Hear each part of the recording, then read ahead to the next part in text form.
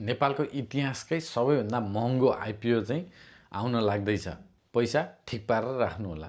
र यस्तै आइपिओ सम्बन्धी विभिन्न जानकारीहरू तथा सेयर बजार सम्बन्धी जानकारीहरूको लागि फलो गर्न पनि नबिर्सिनु होला र आफ्नो आफन्त प्रियजनहरूलाई चाहिँ भिडियो सेयर गरेर आइपिओ सम्बन्धी जानकारी पनि दिनु होला। र यो अहिले आइपिओ जारी गर्न लागेको कम्पनी रहेको छ रिलायन्स स्पिनिङ मिल।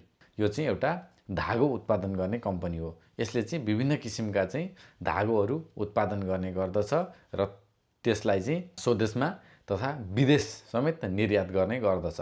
र यो अहिले जारी हुँदै गरेको आइपिओ चाहिँ बुक बिल्डिङ मेथड अन्तर्गत चाहिँ 2080 को माघतिर योग्य संस्थागत लगानीकर्ताहरूले 912 रुपियाँ प्रति किताको दरले चाहिँ त्यतिखेर बाँडफाँड भएको थियो भने अहिले चाहिँ त्यसमा चाहिँ 10% घटाएर अर्थात् 820.80 रुपियाँ प्रति किताको दरले चाहिँ निष्कासन गर्न लागेको छ।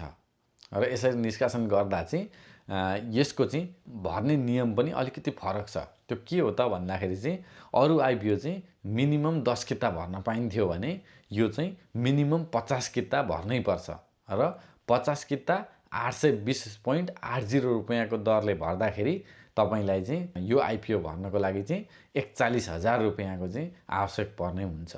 यसले चाहिँ टोटलमा 19,26,600 किता सेयर चाहिँ निष्कासन गर्न लागेको छ र त्यसमध्येमा चाहिँ त्यसको 40% 7,70,640 किता सेयर चाहिँ 2080 को माघतिरै बुक बिल्डिङ प्रोसेस अन्तर्गत चाहिँ योग्य संस्थागत लगानीकर्ताहरूलाई बाँडफाँड गरिसकिएको छ प्रति किता रु 912 रुपियाँको दरले। र अहिले चाहिँ बाँकी रहेको 60% सेयर अर्थात् 11,55,960 किता सेयर चाहिँ अहिले निष्कासन गर्न लागेको हो। र यो चाहिँ विभिन्न विवादको कारणले चाहिँ बीचमा निष्कासन हुन सकेको थिएन र अहिले चाहिँ त्यो विवादको समाधान भइसकेपछि फेरि चाहिँ निष्कासन गर्न लागेको हो।